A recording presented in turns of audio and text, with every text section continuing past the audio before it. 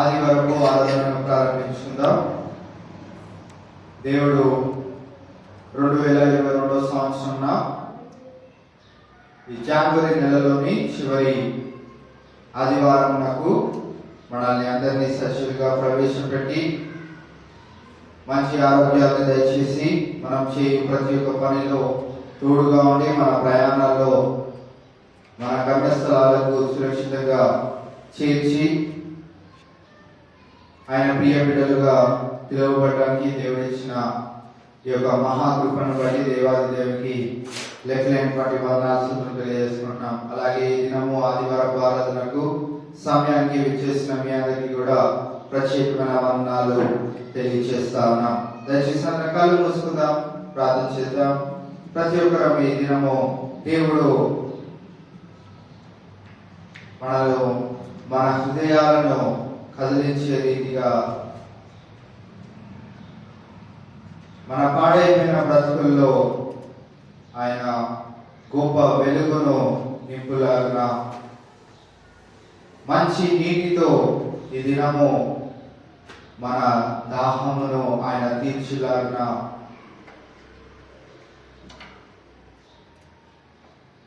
మనము ప్రార్థనా పూర్వకంగా నేటి ఆరాధనను ప్రారంభించుకుందాం. ఎవరు మౌనంగా ఉండదండి. ప్రతి ఒక్కరు దేవుడు మనకి ఇచ్చిన మంచి ఆరోగ్యాన్ని బట్టి ఈ యొక్క పునరుద్ధానపు ఆదివారాన ఆయన సన్నిధిలో ఉండి ఆయన ఆరాధించుకునే ధన్యతను ఆయన ఇచ్చిన విధానాన్ని బట్టి దేవునికి మనము కృతజ్ఞతాస్తుతులు చెల్లిస్తూ ఈ యొక్క ఆరాధనను ప్రారంభించుకుందాం. పరిశుద్ధుడా పరమదూతతో నిత్యం కొనియాడబడుతున్న మా తండ్రి, మీకే వందనాలు, స్తోత్రం ప్రభువా. జనవరి మాసం అంతా నీ యొక్క కృపలో మమ్మల్ని భద్రపరచుకొని కాచి కాపాడి సంరక్షించి నేటి ఈ యొక్క చివరి ఆదివారాన నిన్ను ఆరాధించుకునే గొప్ప ధన్యత మాకు దయచేసిన విధానం బట్టి మీకే వందనాలు, స్తోత్రం ప్రభువా. మమ్మల్ని సజీవ రీతిలో ఎన్నుకొని కాచి కాపాడి వారమంతయు మీ యొక్క భద్రతలో మమ్మల్ని పోషిస్తున్న విధానం బట్టి మీకే వందనాలు, స్తోత్రం ప్రభువా. మా అవసరతలను తీరుస్తూ మా ఆకరులను వెలిగిన దేవుడు కనుక మీకే వందనాలు, స్తోత్రం ప్రభువా. సమస్తమును నీ ఆధీనంలో ఉన్నవి, సమస్తము సమకూడి జరుగుతున్నవి మేము చూస్తా ఉన్నాము దేవా. అందుని బట్టి నీకే వందనాలు, స్తోత్రం తండ్రి. ఈ యొక్క ప్రత్యేక వేళ, ఈ యొక్క పరిశుద్ధ దినాన ప్రభువా నిన్ను ఆరాధించుటకు సమయానికి విచ్చేసిన బిడ్డలను బట్టి నీకే వందనాలు, స్తోత్రం ప్రభువా. వారి జీవితాల్లో మీరు చేస్తున్న అనేకమైన మేలుకై నీకే వందనాలు, స్తోత్రం తండ్రి. నువ్వు దాక్షించిన మేలు, మీరు దాక్షించిన ఆశీర్వాదములు ఆ బిడ్డలు పొందుకునేలాగా ఇంకా నీ అందు భయభక్తులు కలిగి వారి యొక్క జీవితాలను ప్రభువా సరి చేసుకుంటూ నీ యొక్క రక్షణ మార్గంలోనికి రావడానికి నీ యొక్క సహాయమును, నీ యొక్క శక్తిని వారిపైన కుమ్మరింప చేయమని ప్రార్థన చేస్తున్నాను. బిడ్డలు ఇప్పుడు పాటలు పాడుచుండగా వారికి మంచి స్వరాలను దయచేయండి. పాటలు పాడడమే కాదు, దాంట్లో ఉన్నటువంటి అర్థాలని వారు తెలుసుకొని ప్రభువా వారు కూడా వారి యొక్క జీవితాలను నీకు సమర్పించుకునే రీతిగా వారు తయారవడానికి ప్రభువా వారి హృదయాలను కదిలించమని ప్రార్థన చేస్తున్నాను. కీర్తన భాగంలో నుంచి అమూల్యమైన విషయాలను మేము తెలుసుకోవడానికి నేను ఎన్ని రీతిగా స్తుతించాలో మాకు నేర్పించమని ప్రార్థన చేస్తున్నాను. స్తుతి ఆరాధనలో ప్రతి ఒక్కరు వారి నోరులను విప్పి ప్రభువా నువ్వు వారమంతయు వారి జీవితాల్లో చేసిన మేలును బట్టి వారి కృతజ్ఞతాస్తుతులు చెల్లించడానికి వారి నోరులను తెరవండి దేవా. ఈ దినము ప్రభువా నీ యొక్క వాక్యం ద్వారా నాకు మాకు కావలసిన ఆత్మీయ ఆహారాన్ని సమృద్ధిగా దయచేయమని ప్రార్థన చేస్తున్నాం. రాబోచిన బిడ్డలందరినీ కూడా నీ యొక్క భద్రతలో భద్రపరచుకోండి. వారి ఇంకా సమయానికి ముందుగా రావడానికి ప్రభువా వారికి ఆ యొక్క అవకాశాన్ని, అటువంటి స్థితిని వారికి దయచేయమని ప్రార్థన చేస్తున్నాం. ఈ యొక్క ఆదివారపు ఆరాధన ప్రభువా నీ నామ ఘనతకై ప్రభువా ఈ యొక్క ఆరాధన జరుగులాగా మీ యొక్క సన్నిధిని మాకు తోడుగా ఉంచి వస్తున్న ప్రతి ఒక్క బిడ్డకు కావలసిన మాటలను పాటలను ప్రభువా నీవే వారికి వినిపించి మేమందరము ప్రభువా రాబోయే వారంలో మీ చిత్తమైతే నీ కొరకు జీవించే గొప్ప ధన్యత మా అందరికీ దయచేయమని ప్రార్థన చేస్తూ సమస్త ఘనత మహిమ మీకే ఆరోపిస్తూ ఈ ప్రార్థన ప్రభు యేసు నామములో అడిగి వేడుకుంటున్నాం మా తండ్రి ఆమేన్. దయచేసి ఎవరి బిడ్డలు స్త్రీలు వచ్చి కొద్దిసేపు పాటలు పాడి దేవుని మహిమపరచవలసిందిగా కోరుచున్నాం. యేసు రాజుగా వచ్చుచున్నాడు, భూలోకమంతా తెలుసుకుంటారన్నమాట.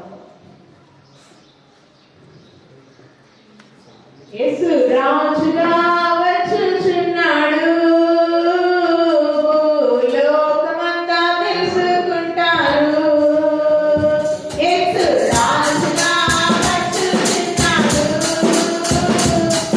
భూలోకమంతా తెలుసుకుంటారు. రాణి కోటి దేవుడు, రమ్యమైన దేవుడు, రాణి కోటి దేవుడు, రమ్యమైన దేవుడు.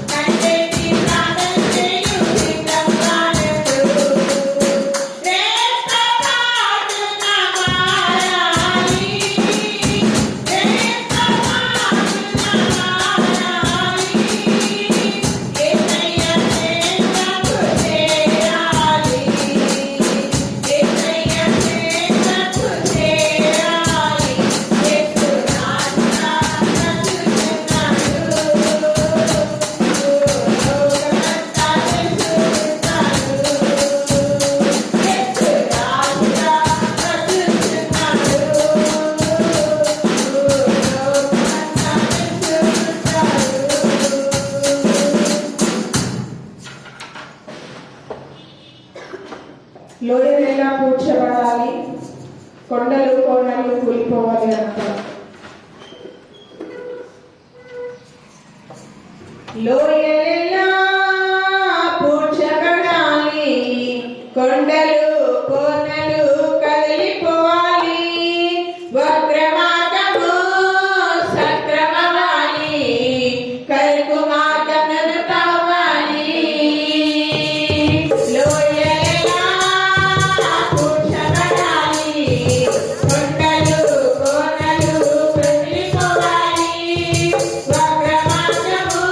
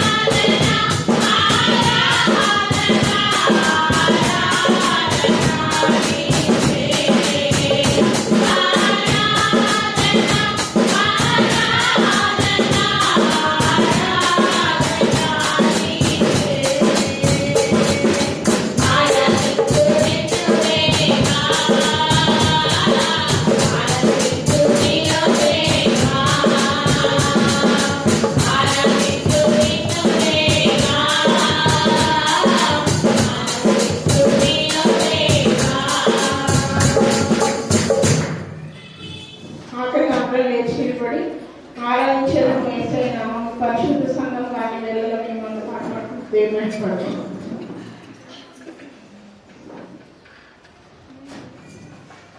ఆరాధించెదము యేసయ్య నామమును పరిశుద్ధ సంఘముగా అన్ని వేళలా మేము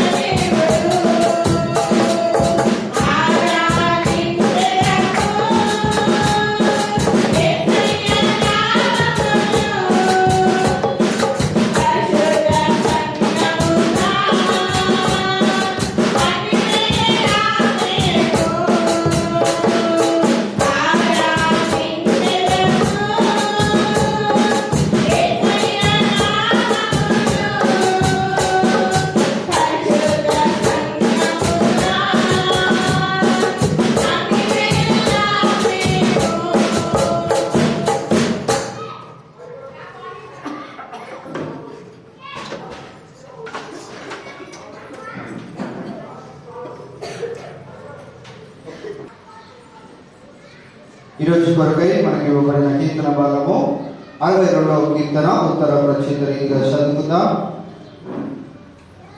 విజయ సిస్టర్ గారు వచ్చి మొదటి వచనం చదువుతారు. తర్వాత వచనం అందరం కలిసి వివరించి చదువుకుందాం. నా ప్రాణము దేవుని నమ్ముకుని మౌనముగా ఉన్నది. ఆయన వలన నాకు రక్షణ కలుగును.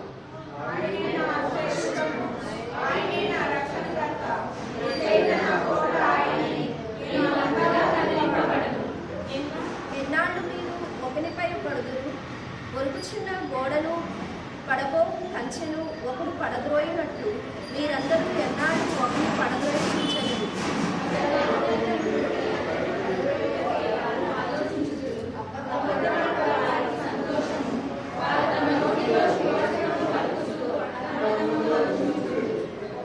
నా ప్రాణము దేవుని నమ్ముకుని మౌనముగా ఉండము.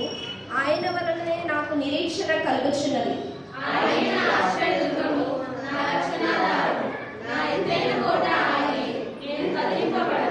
నా రక్షణకు నా మహిమకు దేవుడే ఆధారము. నా బలమైన ఆశ్రయ దుర్గము. నా ఆశ్రయము దేవుని యందే ఉన్నది.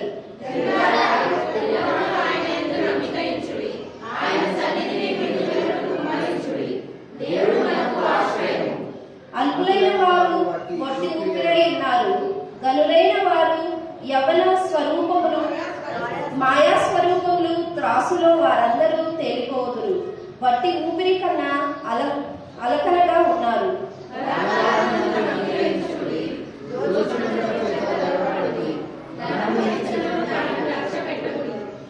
బలము తనదని ఒక మారు దేవుడు సెలవిచ్చెను. 2 మార్లు ఆ మాట నాకు వినబడెను.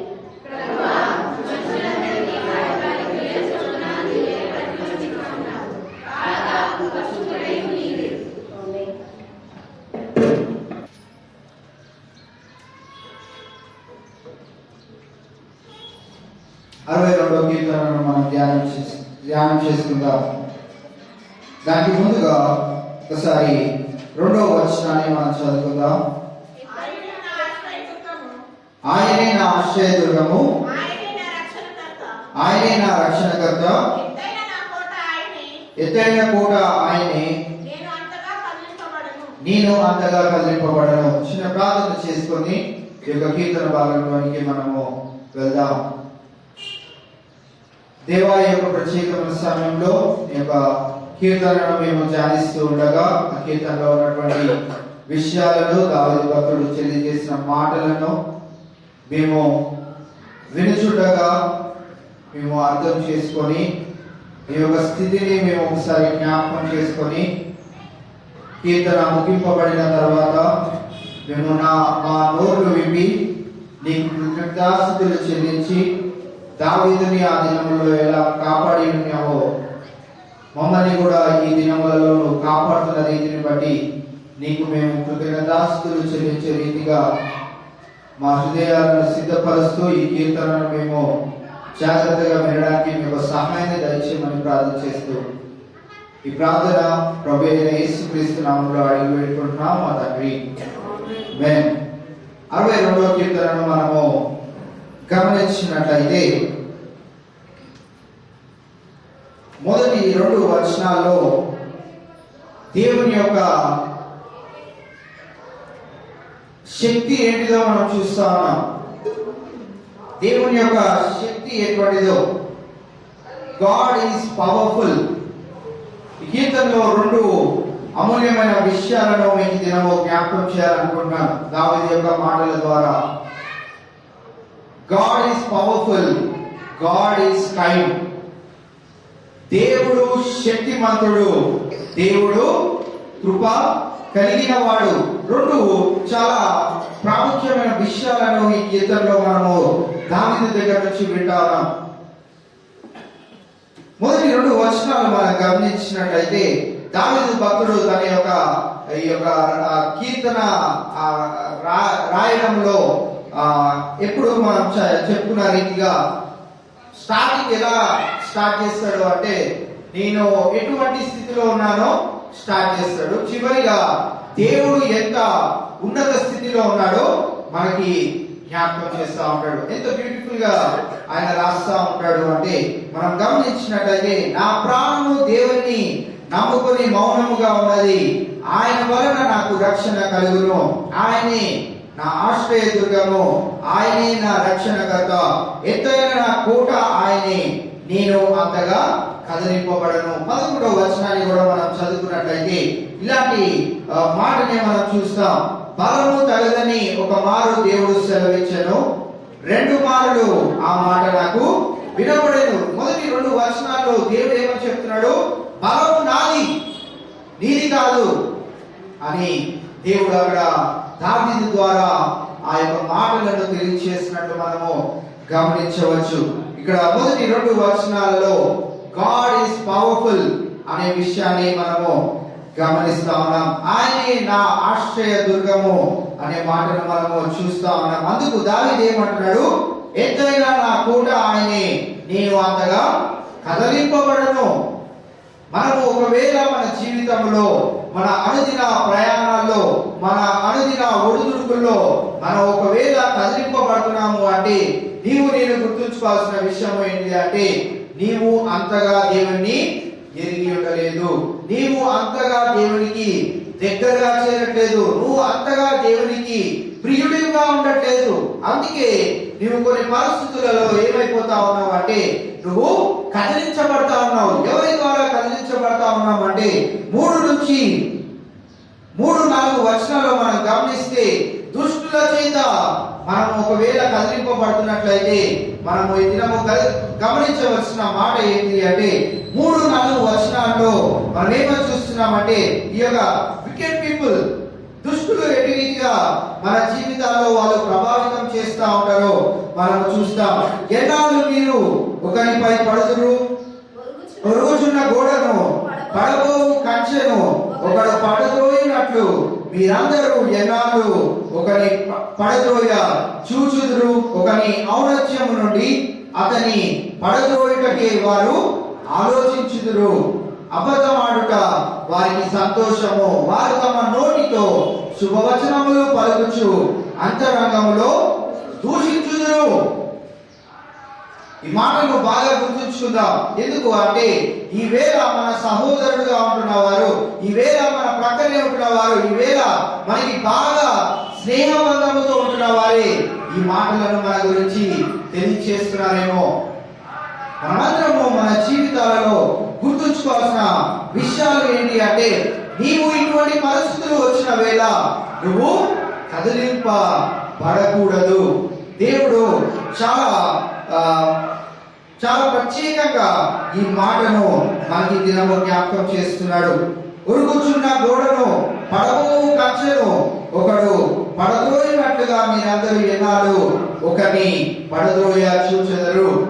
దావీదు భక్తుని యొక్క జీవితంలో మనం ఒకసారి జ్ఞాపకం చేసినట్లయితే లేదా మనము ముందుగా ధ్యానం చేసిన యొక్క కీర్తనలు కనుక మనం ఒకసారి మళ్ళీ నెమరు వేసుకున్నట్లయితే ఆ కీర్తనలో ఆయనను పడద్రోయాలని ఎంతగానో ప్రయత్నం చేశారు. తనకు బాగా దగ్గరగా ఉన్నవారే తనను చావుకు దగ్గర చేయాలి అని చాలా ప్రయత్నాలు చేశారు.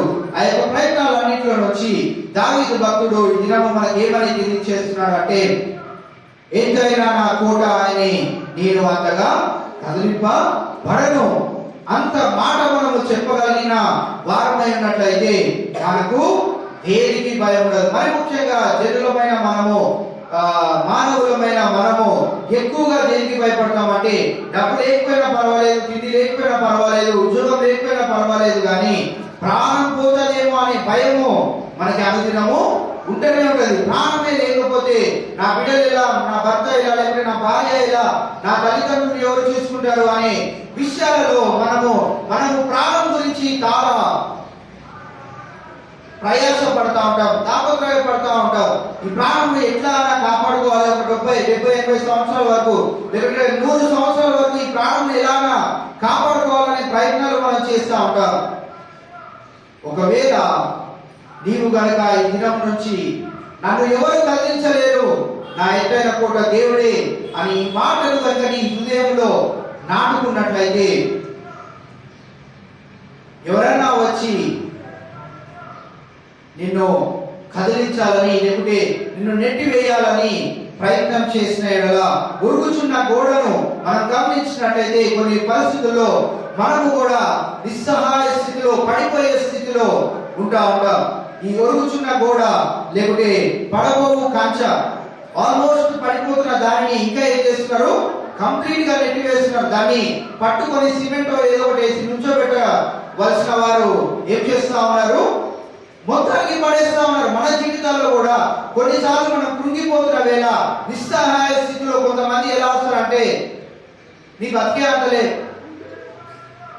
నువ్వు దానికే అర్హుడవు అని మనల్ని అంటా ఉంటారు. నువ్వు ఆ దేవుడిని అనుకుంటున్నావు కదా, నీ స్థితి అంతే ఉంటది అని మనల్ని అంటా ఉంటారు.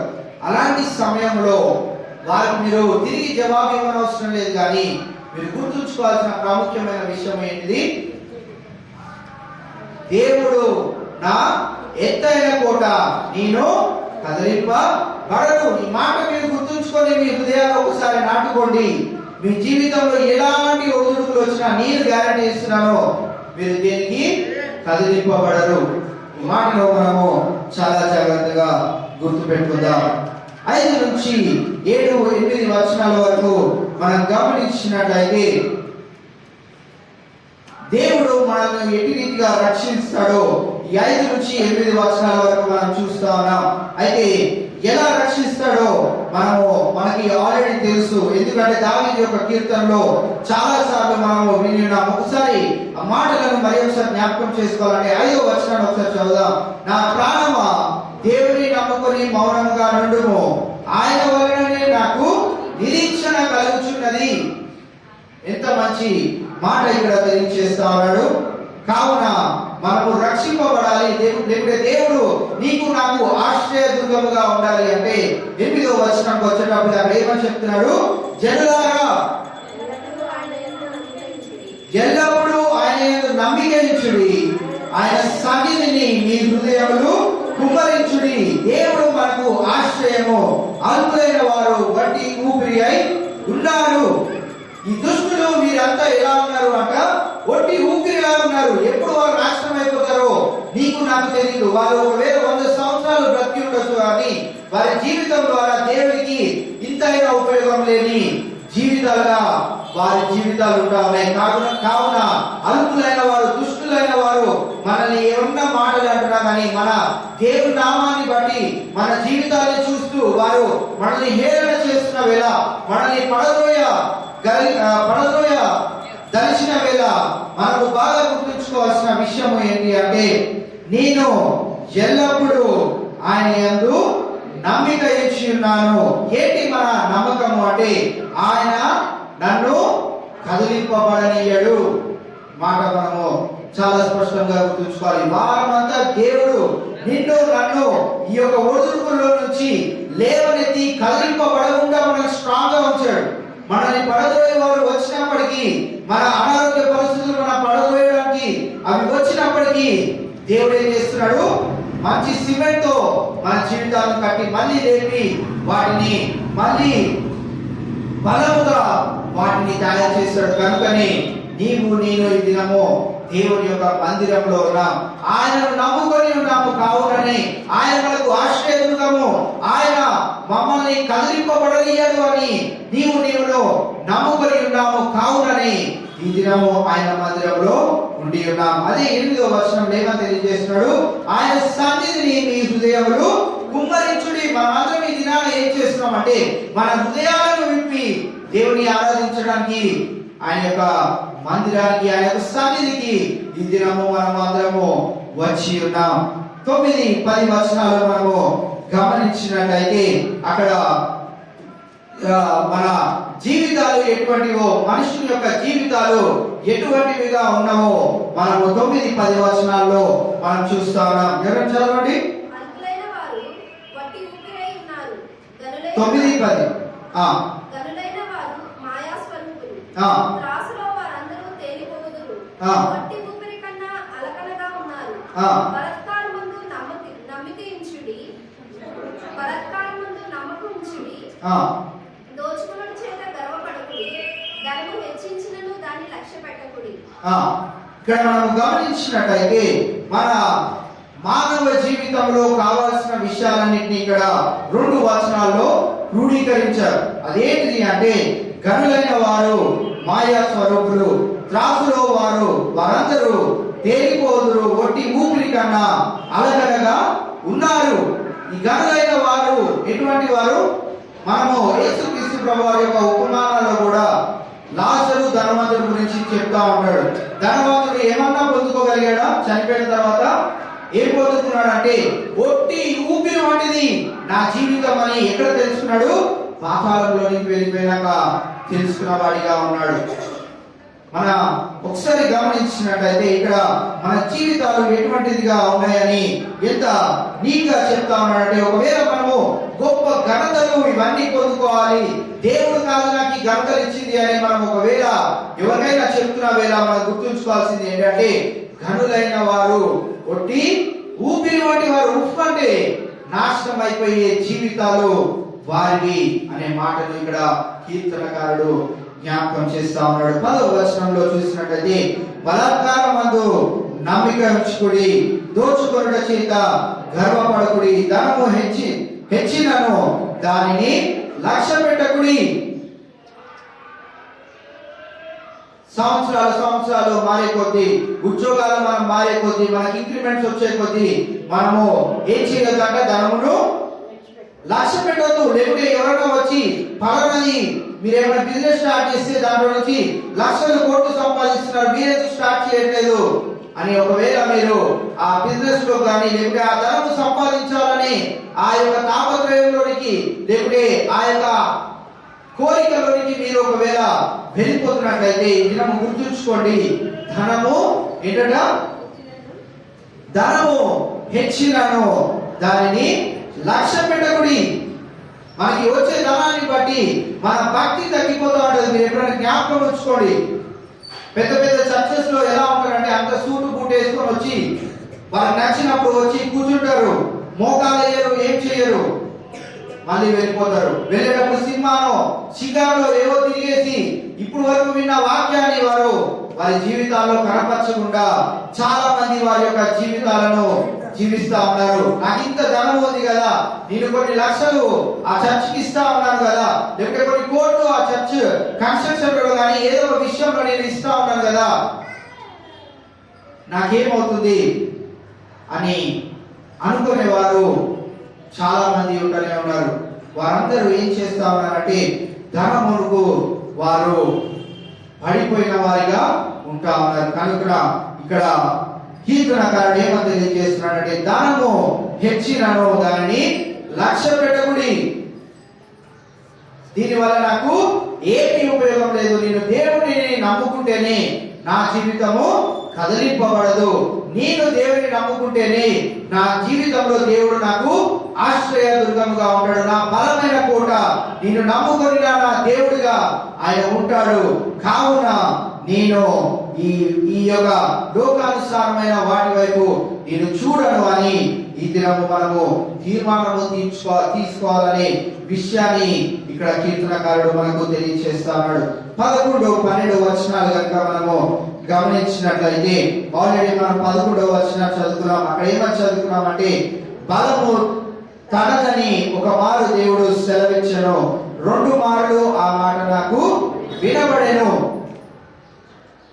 మొదటి 2 వచనాల్లో కీర్తనకారుడు అదే విషయాన్ని తెలియజేస్తా ఉన్నాడు. దేవుడు నాకు ఆశ్రయ దుర్గము, నా బలము, నా ఎత్తైన కోట, నేను కదిలింపబడను అని 2 మార్లు దేవుని యొక్క బలము గురించి నేను విని ఉన్నాను అని తెలియజేస్తున్నాడు. మనమందరము బైబిల్ గ్రంథంలో ఏదైనా మాట 2 సార్లు రిపీట్ అయిందంటే ఏమని అనుకుంటాము, అది ఖచ్చితంగా మనం పాటించాలి. అది మన హృదయంలో నాటుకోవాల్సిన మాట.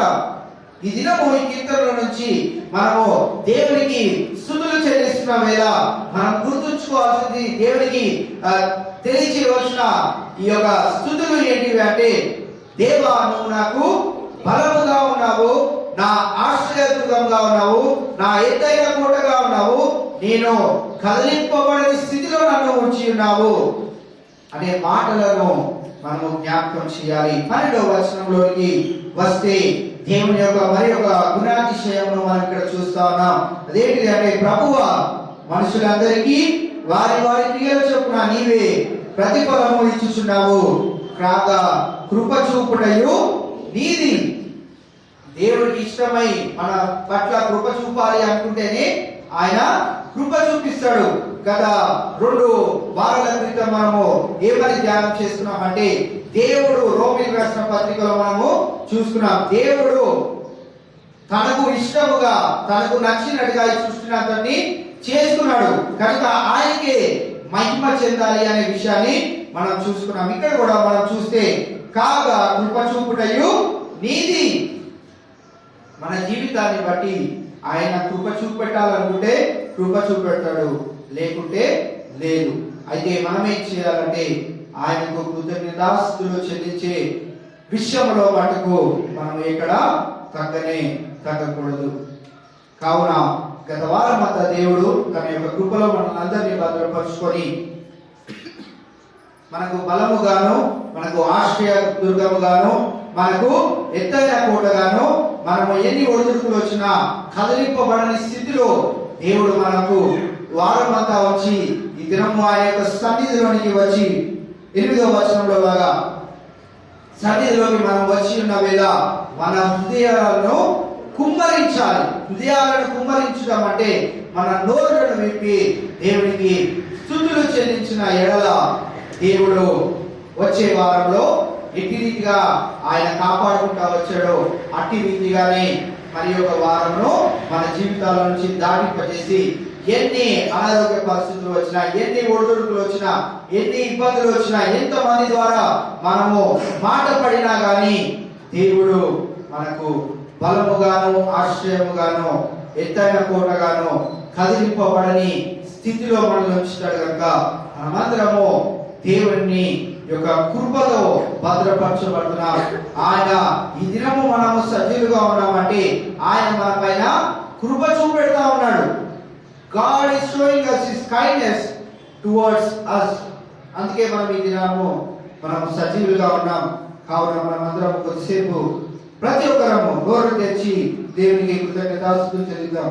ఈ కొద్ది మాటలు దేవుడు మన ఇంటిలో భద్రపరచుగాక. ఆమేన్.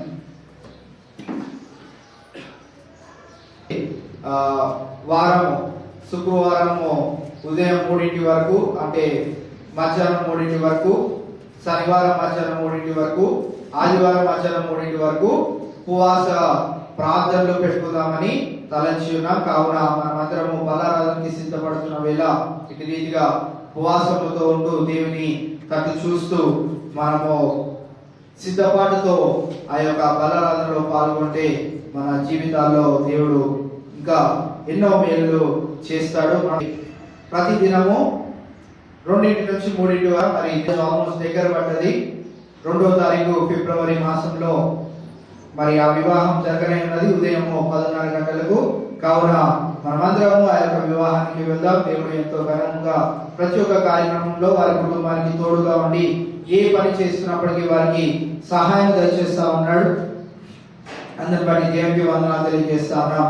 ఈ సాయంకాలపు వేళ 5కి మరి సంఘము తరపున ప్రసాద్ని మరి పెళ్లి కొడుకుని చేయాలి అని తలస్తా ఉన్నాం. కావున సంఘానికి మేము ఆహ్వానం తెలియజేస్తున్నాం. ఈ సాయంకాలము 5కి మరి ప్రసాద్ని మరి సంఘం తరపున మరి పెళ్లి కొడుకుని చేయడానికి మరి సంఘము ఆలోచన పెట్టి ఉన్నది. కావున వారు సాయంత్రం 5 గంటలకి వారు వస్తారు. సంఘం అంతా కూడా ఆ సమయానికి రావాలని మీకు మా ఆహ్వానము తెలియజేస్తా ఉన్నాము.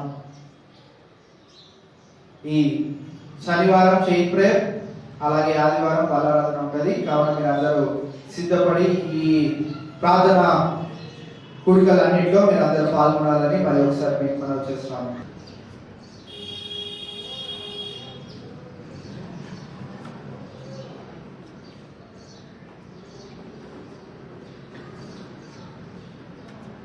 వివాహ ప్రకటన గమనిద్దాం.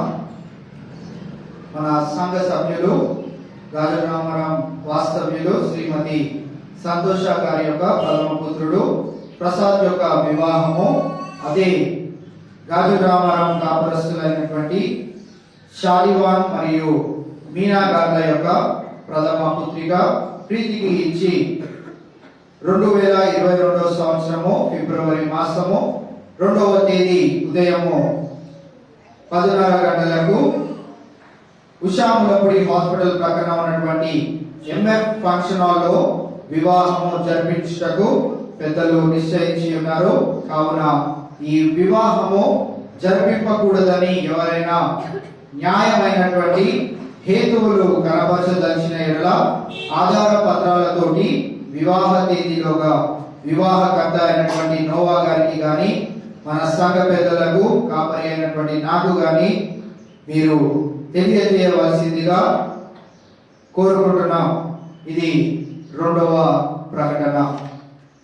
దేవుడు ఈ బిడ్డలను దీవించి ఆశీర్వదించుగాక. చిన్న ప్రార్థన చేసుకుందాం. అందరం తలలు వంచుదాం. పరిశుద్ధుడా, ఈ యొక్క ప్రత్యేకమైన సమయంలో ప్రసాద్ నేను జ్ఞాపకం చేసుకొని బిడ్డ ఒంటరిగా ఉండుట మంచిది కాదని తలచి బిడ్డకు సాధ్యమైన సహాయాన్ని మీరు సిద్ధపరిచిన రీతిని బట్టి మీకే వందనాలు, స్తోత్రం ప్రభువా. నీ కార్యములు మా కనులకు ఎంతో ఆశ్చర్యమైనవి దేవా. అద్భుత రీతిగా నువ్వు ప్రసాద్కి మరి ప్రీతిని జతగా నువ్వు ఇచ్చిన విధానం బట్టి మీకే వందనాలు స్తోత్రం తండ్రి. బిడ్డలు ఇద్దరు ప్రభా వారి కుటుంబాలు మరి వివాహానికి సిద్ధమవుతుండగా బిడ్డలకు కావలసిన ప్రతి ఒక్క పరిస్థితులన్నింటిలో నుంచి నువ్వు వారిని మెరుగుపరచండి లేవనెత్తండి. ఎటువంటి ఇరుకు ఇబ్బంది వారికి లేకుండా, ఎటువంటి లోటు వారు కలగకుండా వివాహము ఘనముగా జరగడానికి మీ యొక్క సన్నిధిని తోడుగా ఉంచండి. బిడ్డలిద్దరూ ప్రార్థనా పూర్వకంగా వివాహానికి సిద్ధపడడానికి మీ యొక్క శక్తిని బలాన్ని సమకూర్చండి దేవా. ఫిబ్రవరి మాసం 2వ తేదీన జరగబోయే వివాహానికి ప్రభువా విచ్చేసిన ప్రతి ఒక్క బిడ్డని కూడా ప్రభువా వారికి కావాల్సిన బలాన్ని, శక్తిని, సంతోషాన్ని మీరు అనుగ్రహించండి. వివాహాన్ని జరిపి ప్రభువు మరి దైవజనులందరినీ బట్టి మీకే వందనాలు స్తోత్రం ప్రభువా. మరి ముఖ్యంగా వివాహకర్త అయినటువంటి నోవా గారికి కావలసిన సంపూర్ణమైన ఆరోగ్యాన్ని దయచేయండి. వివాహ సందేశాన్ని అందజేయు నాతో కూడా మీరే తోడుకోండి. ఆ దినముక ఎట్టి రీతి వాక్యములతో బిడ్డలను అలాగే కూడి వచ్చిన ప్రతి ఒక్కరిని బలపరచాలో అటు మాటలను నేను తెలియజేయడానికి నన్ను కూడా సిద్ధపరచండి దేవా. మీ బలాన్ని, శక్తిని మాకు దయచేయండి. ఇంకా రాబో సేవకులే కానీ, బంధువులే కానీ, మిత్రులే కానీ ప్రతి ఒక్కరిని ఆ దినము ప్రభువా మీరు తీసుకొని వచ్చి ఆ వివాహము జయకరంగా జరిగించి నీ నామానికి మహిమ గంట ప్రభావాలు ఆరోపించుకొని ప్రార్థన చేస్తూ బిడ్డలు సంఘాన్ని ప్రేమించి ఇచ్చిన ఆహ్వానాన్ని బట్టి కూడా మీకే వందనాలు స్తోత్రం తెలియజేసుకుంటూ ఈ ప్రార్థన ప్రభు యేసు నామములో అడిగి వేడుకుంటున్నాం మా తండ్రి, ఆమేన్. ఈ సంఘాన్ని అందరినీ ప్రేమించి వారు ఇచ్చి ఉన్నారండి. కావున ఈ వివాహానికి సంఘాన్ని అందరినీ కుటుంబము ఆహ్వానిస్తా ఉన్నారు. మనమందరం తప్పకుండా మరి వర్కింగ్ డే అయినప్పటికీ ఆ రోజు మనం అందరం లీవ్స్ పెట్టుకోలేనా మరి ప్రసాద్ వివాహానికి రావాలి. ఎందుకంటే బిడ్డ సంఘములో ఎంతగానో మరి ప్రయాసపడి ఇంటి రీతిగా మరి ఒక కుటుంబిస్తుడు అవుతున్నాడు. కావున మనమందరము బిడ్డని అలాగే వారి కుటుంబాన్ని ప్రేమించి ఆ యొక్క వివాహానికి రావాలని మిమ్మల్ని అందరినీ ప్రత్యేకంగా కోరుకుంటా ఉన్నాం. వారి కుటుంబం తరఫున మీ అందరికీ ఆహ్వానాన్ని ప్రకటిస్తాను. Thank you. ప్రేమించేదన్ అధికముగా ఆరాధితున్ నా శక్తితో ప్రేమించేదన్ అధికముగా ఆరాధితున్ నా శక్తితో పూర్ణ మనసుతో ఆరాధితున్ నిన్ను పూర్ణ బలముతో ప్రేమించేదన్ నిన్ను పూర్ణ మనసుతో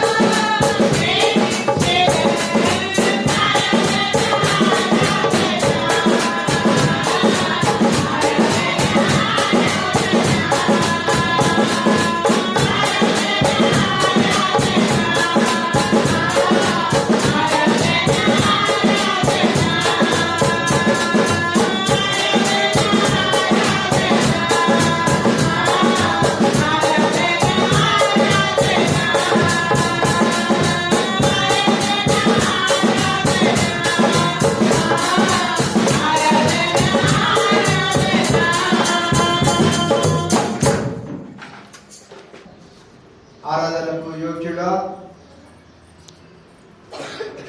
మీ నామానికి వందనాలు, స్తోత్రం తండ్రి. ఎబినేజర్గా మా జీవితాల్లో ఉన్నారు, ఎల్రోహిగా మీరు మా జీవితాల్లో ఉన్నారు, యెహోవా రాఫాగా మీరు మా జీవితాల్లో ఉన్నారు. అందుని బట్టి మీకే వందనాలు, స్తోత్రం తండ్రి.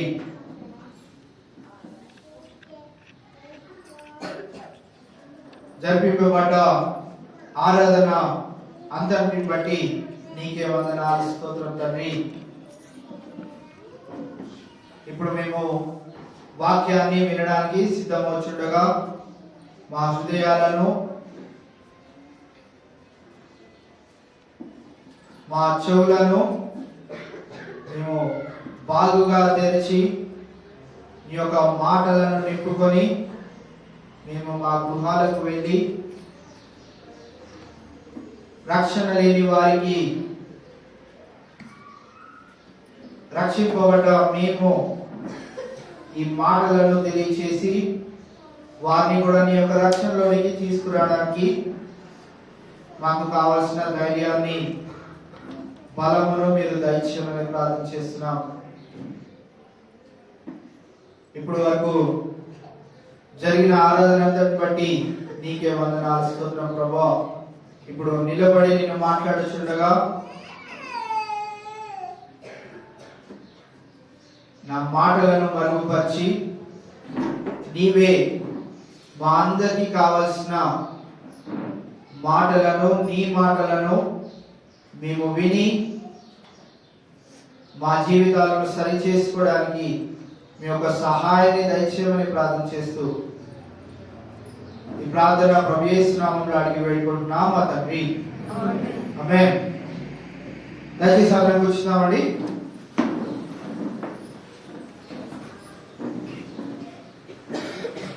మీరందరూ కూడా పైకి కూర్చోవచ్చాము. అందరూ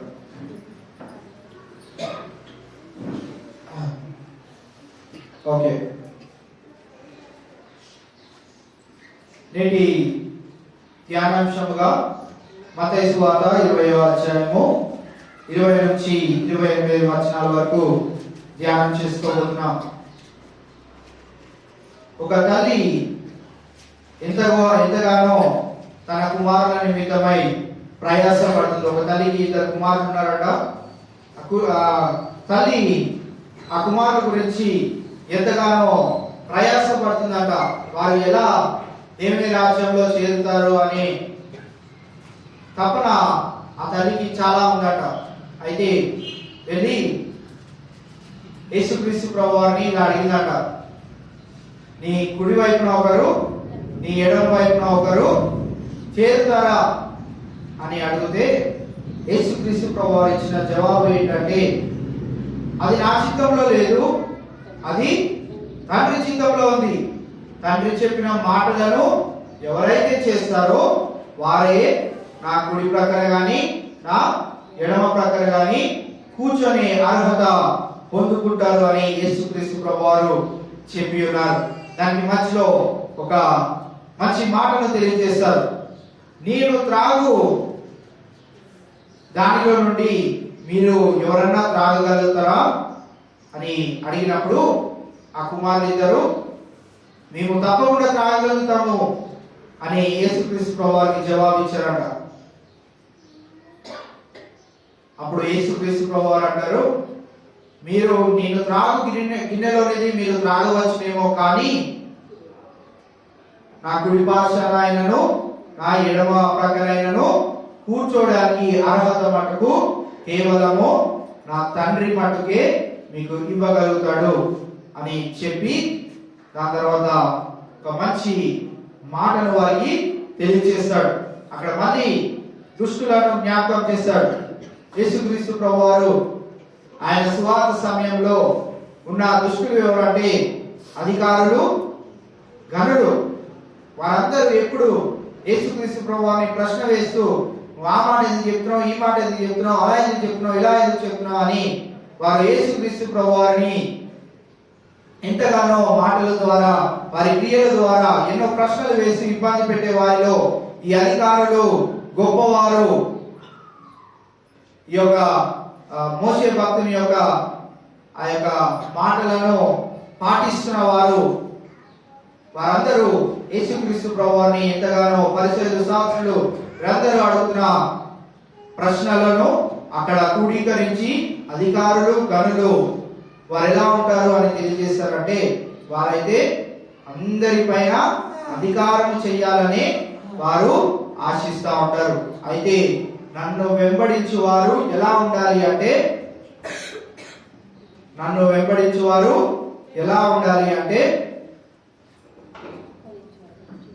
ఎలా ఉండాలి? సేవకుని వలె ఉండాలి. దీన మనసు కలిగి ఉండాలి. We need to humble our lives. మనం ఇంత కీర్తన ఈ దినము వాక్యానికి ఎంత దగ్గరగా సత్సంబంధం కలిగి ఉందంటే పరిశుద్ధాత్ముడే అలా కలుపుతాడేమో అని అనుకుంటా ఉన్నాను. కీర్తనలో నుంచి కూడా 3-4 వచనాల్లో అదే మనము చూసి ఉన్నాం. ఆ మాటలలో మనము గమనించవలసిన మాటలు ఏంటి అంటే నిన్ను నన్ను దేవుడు ఎంత ఉన్నత స్థితిలో ఉంచినా గానీ ఆయన ముందుకు వచ్చినప్పటికీ నువ్వు ఎలా ఉండాలంటే you should humble your self.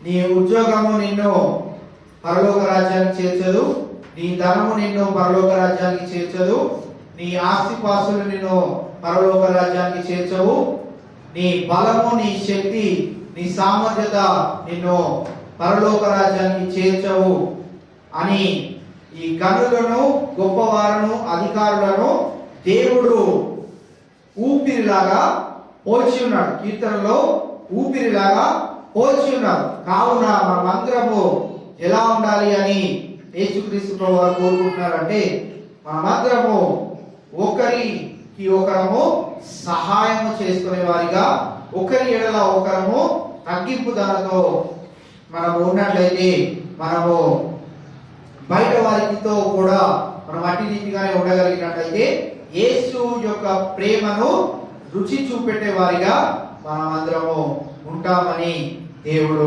కోరుకుంటా ఉన్నాడు. కావున పరిశుద్ధాత్ముడు ఈ దినము మనందరి దగ్గర నుంచి కోరుకుంటుంది ఏంటి అంటే మనము తగ్గింపు ధనముతో ఉంటూ ఎవరికి సహాయం కావాలో వారికి సహాయం చేసేవారిగా, ఎలాంటి సహాయం మనం చేయగలుగుతామో అలాంటి సహాయం మనం చేసేవారిగా, వ్యర్థమైన సహాయాలు చాలా మంది చేస్తూ ఉంటారు, వ్యర్థమైన వాటికి చాలా మంది సహాయం చేస్తూ ఉంటారు. ఎక్కడ దేవుని యొక్క ప్రేమను మనం చూపెట్టగలుగుతామో అక్కడే మనము సహాయం చేసేవారిగా ఉండి దేవుని యొక్క రుచిని, దేవుని యొక్క ప్రేమను, దేవుని యొక్క నడతను మన జీవితాల్లో నుంచి ఇతరులకు చూపెట్టే మాదిరికరమైన రోల్ మోడల్ గా మనం అందరము జీవిస్తాము. ఒకసారి యోహాను సువార్త 13వ అధ్యాయము 34-35 వచనాలను ఒకసారి చదువుదాం. యోహాను సువార్త 13వ అధ్యాయము 34-35 వచనాలు. మీరు ఒకరినొకరు ప్రేమింపవలెనని మీకు కృత ఆజ్ఞ ఇచ్చుచున్నాను. ఒకసారి మనము ఈ మాట దగ్గర ఆగినట్లయితే ఒకరినొకరు ప్రేమించుకున్నప్పుడు మనం ఏమేం చేయగలుగుతాం? మనం ఎవరైనా ప్రేమిస్తున్నాం అనుకోండి, మన బిడ్డలను ప్రేమిస్తున్నాం. తల్లిదండ్రులు మీరందరూ మీ బిడ్డలను బాగా ప్రేమిస్తున్నారు. వారందరికీ ఏం చేస్తారు? కావలసినవన్నీ, ఎంత ఇబ్బంది అయినా, ఎంత అది సమస్య అయినా వారు అడిగారు కాబట్టి మనం ఏం చేస్తాము? ఖచ్చితంగా వారికి అది ఏదో ఒక సమయంలో తీసుకురావడానికి ప్రయత్నం చేస్తూ ఉంటాం. అక్కడ మనం ఏం చూస్తున్నామంటే గొప్ప త్యాగము, గొప్ప తగ్గింపు. ఏంటా తగ్గింపు అంటే నీవు ఒకవేళ ధనం ఉంచుకున్నట్లయితే మనము మన స్నేహితులతో కానీ, మన ఉద్యోగస్తులతో కానీ, మన కుటుంబంతో కానీ, మన తల్లిదండ్రులే కానీ ఏదన్నా మనము చేసి ఉండవచ్చు. అయితే ఆ ధనం అంతా తీసుకెళ్లి మనం ఏం చేస్తాం? మన పిల్లలతో కావాల్సింది కొంటా ఉంటాం. అక్కడ మనము గొప్ప తగ్గింపును మన పిల్లల పట్ల మనము చూపెడతా ఉన్నాం. మనకి కావలసినవి మనం పక్కన పెట్టి, మనం కొనుక్కోవాలనుకున్న బట్టలు కూడా మనం పక్కన పెట్టి, మనం తక్కువ కొనుక్కుంటూ మన బిడ్డలకు కావాల్సిన మంచి వస్తువులను, మంచి వస్త్రాలను, మంచి స్థితిని, మంచి చదువును మనం ఇవ్వడానికి ఎంతో తాపత్రయ పడతా ఉంటాం. ఎవరినైతే మనం ప్రేమించగలుగుతామో అక్కడే మనము తగ్గింపు ధనాన్ని కూడా చూపెట్టగలుగుతాం. కావున ఈ దినము పరిశుద్ధాత్మను మనకందరికి తెలియజేసిన ప్రాముఖ్యమైన విషయం ఏంటి అంటే, humble your self, serve others. నిన్ను నీవు తగ్గించుకొని ఇతరులకు సహాయపడేవాడిగా ఉన్నప్పుడు నీలో ఉన్న నీ రక్షణకర్త అయిన యేసుక్రీస్తు ప్రభువారిని ఇతరులకు నువ్వు చూపెట్టి వారికి కూడా ఈ యొక్క మంచి మార్గము, వెలుగైన మార్గంలోనికి తీసుకొచ్చే గొప్ప విలువైన పాత్రగా దేవుని దృష్టిలో ఉంటావు. కావున దేవుడు అన్ని సహాయాన్ని మనందరికీ దయచేయుగాక. ఇక్కడ మనము మన పాఠ్య భాగమైనటువంటి మత్తయి సువార్త 20వ అధ్యాయము 20 నుంచి 28 వచనాల వరకు గమనిస్తే అక్కడ ఉన్న తల్లి పేరు ఏంటో మీరు ఎవరైనా చెప్పగలుగుతారా?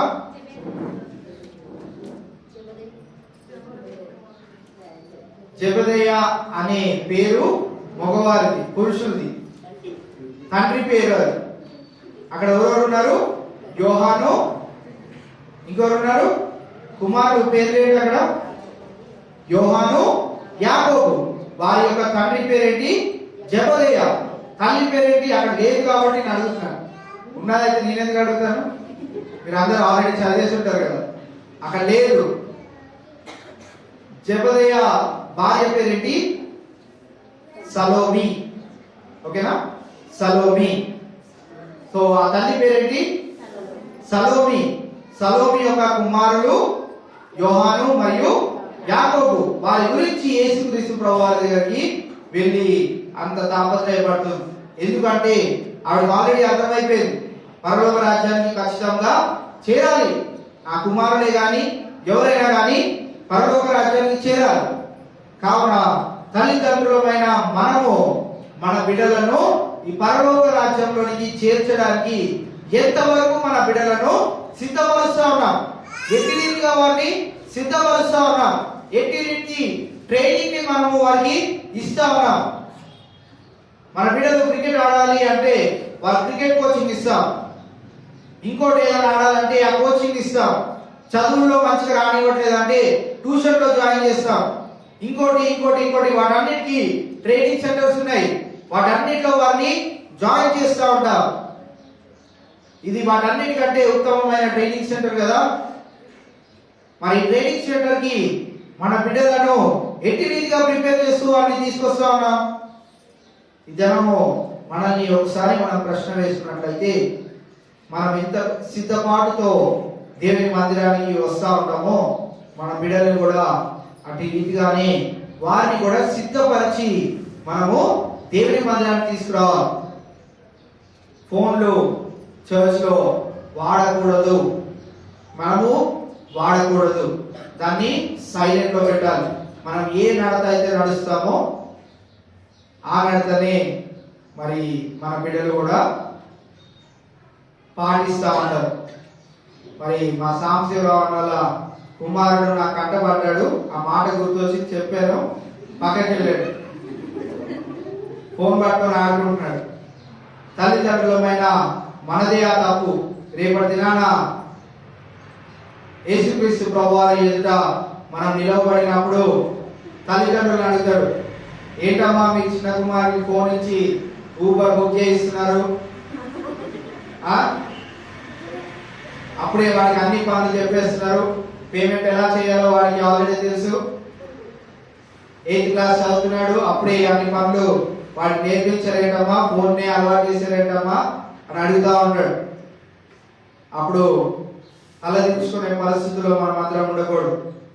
ప్రతి ఒక్కరి తల్లిదండ్రులు అలానే ఉంటా ఉన్నాం. ఈ దినాల్లో వారు అలా చేస్తున్నారంటే మనం ఏం చేస్తున్నాం? తీసుకో, వాడుకో, జియోలో అన్లిమిటెడ్, అది ఎంతసేపు వస్తే అంతసేపు, ఏ చూస్తే అది చూసుకో అని చిన్నప్పటి నుంచే వారికి ఏం నేర్పిస్తున్నామంటే చెడు ఆలోచనలో మనం వారికి తీసుకొస్తా ఉన్నాం. ఒకదాని తర్వాత ఒకటి ఎటేటో వెళ్ళిపోతా ఉంటది. చిన్నప్పటి నుంచే వారు అనవసరమైన చూడనివి చాలా వారు ఫోన్ల ద్వారా చూసేస్తా ఉన్నారు. కావున మన బిడ్డలను జాగ్రత్త పరుచుకుందాం. వారు కళ్ళు పాడైపోతాయని, వారు మెదడు పాడైపోతుందని, అవన్నీ సెకండరీ విషయాలు. వారి జీవితమే పాడు చేస్తున్నాం మనం మనకు తెలియకుండా వారి జీవితాన్ని, వారి భవిష్యత్తుని పాడు చేస్తా ఉన్నాం. కావున మన బిడ్డలను జాగ్రత్తగా మనము పెంచేవారిగా ఉన్నాం. ఈ మాటలను ఎందుకు చెప్తున్నానంటే, మనం ఒకానొక దినాన యేసుక్రీస్తు ప్రభువుని ఎదుర్కోవాలి. అప్పుడు తలదించుకున్నట్లయితే మన బిడ్డలను మనం కోల్పోయే వారిగా ఉంటాం. వారిని కుడివైపు కానీ ఎడమ వైపు కానీ వారిని పెట్టలేని స్థితిలో మనము ఉంటాం. కావున ఈ తల్లి ఎంత వేదనతో అడుగుతా ఉందంటే, నా కుమారులను నీ యొక్క రాజ్యంలో కుడివైపు ఎడమ వైపు అని చేర్చుకో అంటుంది. నేటి తల్లిదండ్రులంగా మనమందరము కూడా మన పిల్లలను పెంచే రీతిలో వారి యొక్క నడతను మనం చూస్తున్న వేళ, నా కుమారుడు ఖచ్చితంగా, నా కుమార్తె ఖచ్చితంగా యేసుక్రీస్తు ప్రభు వారి యొక్క కుడి పార్శ్వాన కూర్చుంటది అని మనకి ఎంతమంది వరకు విశ్వాసం ఉందంటే, మనలో ఎవరికి ఆ విశ్వాసం అనేది లేదు. ఎందుకంటే వారిని మనము చెడగొడుతున్నాం. వారంతటి వారు ఎదిగిన తర్వాత, వారికి ఫోన్ కొన్న తర్వాత వారంతటి వారు చెడిపోయే పరిస్థితులు ఈ దినాల్లో మనము చూస్తూనే ఉన్నాం. కావున వారిని మనము దేవుని యొక్క సన్నిధానంలో మనము పెంచగలిగినట్లయితే వారు దేవుని యొక్క రక్షణలోనికి రావడానికి దేవుడు వారిని పురికొల్పుతాడు. నేను ఎంత పురికొల్పినా, బాప్తిసం తీసుకో అని మనం ఎంత ప్రయాసపడినా వారు తీసుకోరు. కానీ దేవుడే వారి హృదయంలో ఆ కార్యమును చేసిన దినాన వారు సిద్ధపడి ఈ వయసుతో సంబంధం లేకుండా వారు యొక్క రక్షణలోనికి రావడానికి దేవుడు సహాయం చేశారు. కావున ఇక్కడ సలోమి వలె తన కుమారుల పట్ల ఎట్టి రీతి ప్రయాస పడుతూ యేసుక్రీస్తు ప్రభువు కనపడగానే ఆవిడ అడగడం ప్రారంభించిందో, మీ కుమారుల పట్ల, మీ కుమార్తెల పట్ల మీకు అటువంటి బాధ్యత లేని పక్షాన నీవు ఒకవేళ నీ భక్తి జీవితాన్ని బట్టి నువ్వు యేసుక్రీస్తు ప్రభువు యొక్క కుడిపార్శ్వన ఉంటావేమో, కానీ ఆ దినము బాధపడతావు. నీ బిడ్డలు నరకంలో వారు కృంగిపోతా ఉంటారు. వారు కాలిపోతా ఉన్న వేళ నువ్వు ఎంత బాధపడినా అది నిష్ప్రయోజనం. కావున వారు చిన్ననాటి నుండి ఎదుగుతున్న వేళ వారిని మంచి బాటలో వారిని పెంచేవారిగా ఉంటా ఉండాలి. వారిని మంచి బాటలోకి ఎప్పుడు పెంచగలుగుతాం? మనం అటు నీటి పనులను చేస్తే వారికి మొట్టమొదటి రోల్ మోడల్స్ గా ఎవరు ఉండాలంటే తల్లిదండ్రులంగా మనమే ఉండాలి. మనమే సరైన మార్గాన్ని వారికి చూపెట్టినప్పుడు వారు ఆ మార్గమును విడిచి వెళ్ళరు. ఉదయాన్నే తల్లిదండ్రులు లేచి ప్రార్థన చేస్తే ఏదో ఒక దినాన వారు కూడా లేచి మీతో పాటు ప్రార్థన చేస్తారు. తల్లిదండ్రులు ఉదయాన్నే లేచి వాక్యం చదివిన ఎడల వారు కూడా ఏదో ఒక దినాన లేచి వాక్యం చదువుతారు. కుటుంబ ప్రార్థనలో వారిని కూడా కూర్చోబెడితే వారు పెద్దగైనాక వారు కూడా ఒక కుటుంబంలోనికి చేరినప్పుడు వారు కూడా ప్రార్థనలో చేస్తూ ఉంటారు. కావున ఈ పనులన్నింటినీ మనం గుర్తుంచుకొని ఇవన్నింటినీ మనం అనుదినము చేస్తూ మనము ప్రాక్టీస్ చేస్తూ ఉంటే మన బిడ్డలు ఎదుగుతున్న టైం వచ్చేటప్పటికి వారు కూడా తెలుసుకొని ఈ ప్రార్థనలో ఏదో శక్తి ఉంది, మా మమ్మీ డాడీ అందుకే అంత సంతోషంగా ఉండేవారు అని మన గురించి ఇతరులకు సాక్ష్యం చెప్తారు. కావున ఈ తల్లి అడిగిన ప్రశ్నకు యేసుక్రీస్తు ప్రభువారు ఏమని తెలియచేశారు అంటే 22వ వచనాన్ని ఒకసారి చదువుదాం.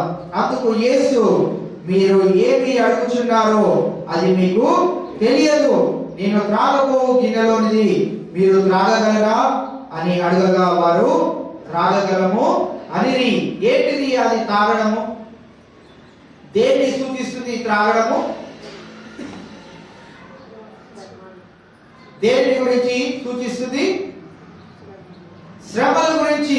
యేసుక్రీస్తు ప్రభువారు రాబోయే కొద్ది దినాల్లో ఆయన పడబోయే శ్రమ గురించి, ఆయన మోయబోయే సిలువ గురించి, ఆయన కొరడాలతో కొట్టబడబోయే శ్రమల గురించి, ఆయన ముఖము పైన ఉమ్మి వేయబడే ఆ యొక్క శ్రమ గురించి జ్ఞాపకం చేస్తా ఉంది. వారికి తెలియకనే ఆ జబదేయ కుమారులు ఏమని తెలియజేస్తున్నారు, మేము కూడా త్రాగగలుగుతాం. వారు ఏమనుకుంటున్నారు, గ్రీటిలో ఉన్నది లేకపోతే ఇలాంటి బాటిల్లో ఉన్నది యేసుక్రీస్తు ప్రభువారు మీరు తాగగలుగుతారా అంటే వారు ఏమంటున్నారు, మేమెందుకు తాగలేము, బాటిల్ మూత ఇప్పి ఎత్తి తాగడమే కదా, మేము తాగగలుగుతామని అంటా ఉన్నారు. యేసుక్రీస్తు ప్రభువారు కొన్ని సమయాల్లో ఎవరికి అర్థం కాకుండా కొన్ని మాటలను తెలియజేశారు. దాంట్లో ఈ మాట కూడా అటువంటిది. ఆయన ఈ మాటలో తెలియజేసిన మాట ఏంటి అంటే, నా గిన్నెలోనిది త్రాగగలుగుతారా అంటే, నా శ్రమలు మీరు అనుభవించగలుగుతారా అని ప్రశ్న వేస్తా ఉన్నారు. అయితే కింద భాగంలో మనం గమనించినట్లయితే అక్కడ 23వ వచనాన్ని ఎవరైనా చదివి సహాయం చేయాలని కోరుకుంటున్నారు. ఆయన ఆ మీరు నా గిన్నెలోనిది త్రాగుదురు గాని ఆ నా కుడి వైపునను ఆ నా ఎడమ వైపునను ఆ కూర్చున్ననిచ్చుట ఆ నా నా వశమున లేదు. ఆ నా తండ్రి చేత ఎవరికి సిద్ధపరచబడెనో వారికి అది దొరుకునని చెప్పాను. అక్కడ మనం గమనించినట్లయితే ఒకవేళ మీరు కూడా నావలని ఆ గిన్నెలోనిది త్రాగవచ్చు అంటే ఆ శ్రమల గుండా వెళ్ళవచ్చు అని యేసుక్రీస్తు ప్రభువారు వారికి అర్థం కాని మాటలలో తెలియజేస్తా ఉన్నారు. మనము కూడా ఈ దినాల్లో శ్రమల గుండా వెళ్తా ఉన్నాం. అయితే ఇన్ని శ్రమలు నేను పడ్డాను కదా, ఖచ్చితంగా నేను యేసుక్రీస్తు ప్రభువారి యొక్క కుడి పార్శ్వన ఉంటాను అనుకుంటే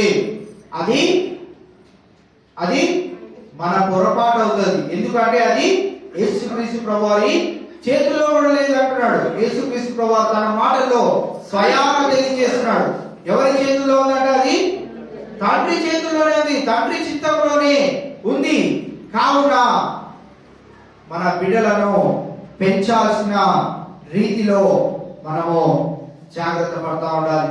మనము శ్రమల గుండా వెళ్తున్నప్పుడు, మరి ముఖ్యంగా ఈ సువార్త విషయంలో మనం ఎవరమైనా కొంచెం ధైర్యం తెచ్చుకొని సువార్త ప్రకటింప చేయాలి అని ముందుకు వెళ్తున్నప్పుడు శ్రమలు ఖచ్చితంగా వస్తాయి.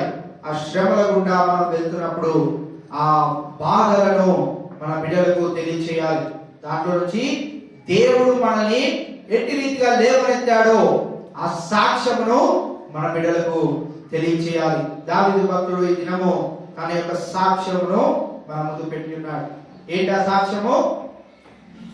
నా బలము, నా ఆశ్రయదుర్గము, నా ఎత్తైన కోట, నన్ను కదిలింపబడని స్థితిలోనికి తీసుకొచ్చే దేవుని పైన నేను నమ్మిక ఉంచి ఉన్నాను. కావున నాకు ఏమీ కాదు, నన్ను ఎవరు కదిలింప లేరు అనే గొప్ప సాక్ష్యాన్ని దావీదు భక్తుడు ఈ దినము మన ముందు 62వ కీర్తన ద్వారా ఉంచి ఉన్నాడు. కావున మనము కూడా ఈ యొక్క సువార్త పనిలో ముందుకు వెళ్తున్న వేళ మనము సహాయం చేసేవారిగా ఉంటా ఉండాలి. మనము ఒకరికి ఒకరు సహాయం చేసుకుంటూ ఒకరినొకరు ప్రోత్సహించుకుంటూ ముందుకు వెళ్ళినట్లయితే ఈ సువార్తను మనము బలముగా ఇతరులకు చెప్పేవారిగా గొప్ప సాధనములుగా మనం అందరము ఉంటామని దేవుడు కోరుకుంటా ఉన్నాడు. కావున శ్రమలు ఖచ్చితంగా వస్తాయి. దేవుని బిడ్డలకు శ్రమలు ఖచ్చితంగా వస్తాయి. రక్షింపబడిన తర్వాత కూడా శ్రమలు ఖచ్చితంగా వస్తాయి. అయితే ఆ శ్రమలన్నిటిలో నుంచి మనము ధైర్యముగా దేవుడు నా కుడి పార్శ్వన ఉన్నాడు, నాకు సహాయం చేస్తాడు, ఆయన నాలో పరిశుద్ధాత్మను ఉంచాడు, ఆయన నాకు సహాయం చేస్తాడని మనము విశ్వసించిన యెడల ధైర్యముగా మనము ముందుకు కొనసాగే వారిగా ఉంటాం. ఇక్కడ మనం 25 నుంచి 28 వచనాల వరకు గమనించగలిగినట్లయితే అక్కడ అధికారుల గురించి అలాగే గొప్ప వారి గురించి అక్కడ తెలియచేయబడుతుంది. వారు ఎలా ఉన్నారో మనం ఒకసారి 25 నుంచి చదువుదాం. గనుక యేసు తన యొద్దకు వారిని పిలిచి తన యుద్ధకు వారిని పిలిచి అన్యజనులలో అన్యజనులలో అధికారులు వారి మీద ప్రభుత్వము చేయుదురనియు వారి మీద ప్రభుత్వము చేయుదురనియు వారిలో గొప్పవారు వారి మీద అధికారము చేయుదురనియు వారి మీద అధికారము చేయుదురనియు మీకు తెలియను. మీలో అలా ఉండకూడదు. మీలో ఎవడు గొప్పవాడై ఉండగోరునో వాడు మీ పరిచారకుడై ఉండవలెను. మీలో ఎవడు ముఖ్యుడై ఉండగోరునో వాడు మీ దాసుడై ఉండవలెను. అలాగే మనుష్య కుమారుడు పరిచారము చేయించుకొనుటకు రాలేదు గాని పరిచారము చేయుటకును అనేకులకు ప్రతిగా విమోచన క్రయధనముగా తన ప్రాణమునిచ్చుటకును వచ్చనని చెప్పెను. మాటలలో మనము ఏం గమనిస్తా ఉన్నామంటే అన్యజనులలో అధికారులు అలాగే గొప్పవారు ఎలా ఉంటారట? ఎప్పుడు అధికారము చేయడానికి వారు ప్రయత్నం చేస్తూ ఉంటారు. వారి ఆలోచన ఎప్పుడు ఎవరిపైన నేను అధికారం చేయాలా, ఎవరిని త్రొక్కి వేయాలా అని వారు ప్రయత్నం చేస్తూ ఉంటారు. అయితే మనమందరము దేవుని ప్రియ బిడ్డలముగా మనమందరము గుర్తుంచుకోవాల్సిన ప్రాముఖ్యమైన విషయం ఏంటి అంటే పరలోకంలో ఉన్న తండ్రి ఒక్కడు మట్టుకే మన అధిపతి, మన గొప్ప దేవుడు. ఆయన మించి మరి ఒకరు లేరు అనే విషయాన్ని నేను గుర్తుంచుకోవాలి. మన పైన అధికారులు ఇహలోక పరముగా మన ఉద్యోగంలో మన అధికారులే గాని మన ప్రభుత్వమే గాని మన పైన అధికారం చేయవచ్చు, కానీ వారి అధికారము దేవుడు ఒకవేళ తీసివేయాలి అని అనుకుంటే దేవుడి దృష్టిలో అది ఎంత సులువైనది అంటే అది ఊపిరి వంటిది. కీర్తనలో మళ్ళీ మనం కీర్తనలోనికి వెళ్తే అక్కడ నరుడు ఎటువంటి వారంట? ఊపిరి వంటి వారు. వారు ఉప్పు అంటే వెళ్ళిపోయే పరిస్థితుల్లో మనుషులందరూ ఉన్నారు. కావున వారి గురించి మనము ఎటువంటి దిగులు గాని వారు ప్రభుత్వము మన పైన ఏలుచుండగా మనము ఎటువంటి భయము గాని ఎటువంటి అధైర్యము గాని మనము గురిపడాల్సిన అవసరము లేనే లేదు. కావున ఇక్కడ మనము గమనించినట్లయితే మీలో అలాగూ ఉండకూడదు. మనకు ఒకవేళ దేవుని మహాకృపను బట్టి మనం ఎవరిపైన అధికారం చేయడానికి దేవుడు ఆయన మనలో సిద్ధపరిచి వాడుకోవాలని భూలోకంలో అనుకున్నట్లయితే మనం ఎలా ఉండాలంట? వారి వలె ఉండకూడదు. ఎలా ఉండాలంట? మరి మనల్ని మనము తగ్గించుకొని ఏం చేయాలంట? అక్కడ పరిచారకుడు వలె మనము ఉండాలి. we should be a slave instead of being a master. నువ్వు ఒకవేళ దేవుని కృపను బట్టి మాస్టర్ అయినా కానీ ఓనర్ అయినా కానీ నీవు దేవుని యొక్క ప్రేమను ఇతరులకు కనపరచాలి అంటే నువ్వు ఎలా ఉండాలి?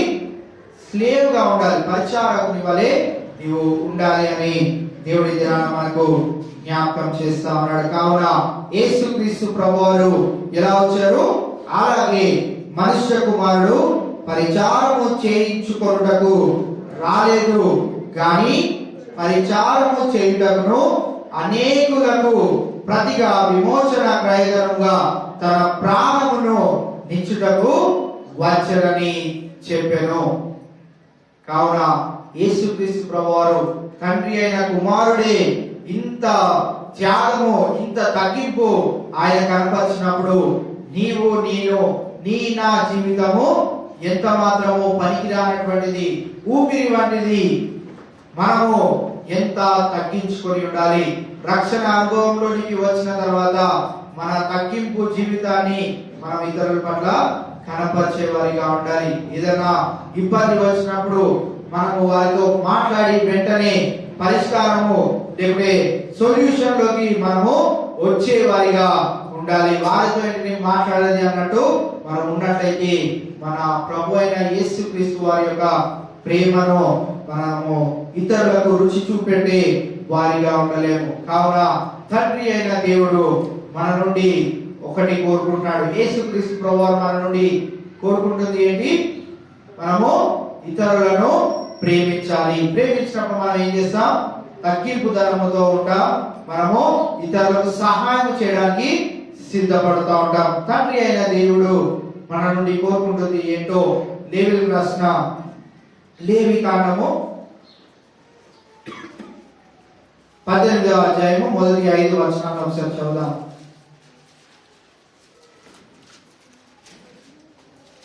మరియు యెహోవా మోషేకు ఇలాగు సెలవిచ్చెను, నేను మీ దేవుడనైన యెహోవానని నీవు ఇశ్రాయేలుతో చెప్పుము. మీరు నివసించిన ఐగుప్తు దేశాచారముల చొప్పున మీరు చేయకూడదు. నేను మిమ్మల్ని రప్పించుచున్న కానాను దేశాచారముల చొప్పున మీరు చేయకూడదు. వారి కట్టడలను బట్టి నడవకూడదు. మీరు నా విధులను గైకొనవలెను. నా కట్టడలను బట్టి నడుచుకొనుటకు వాటిని ఆచరింపవలెను. మీ దేవుడనగు నేనే యెహోవాను.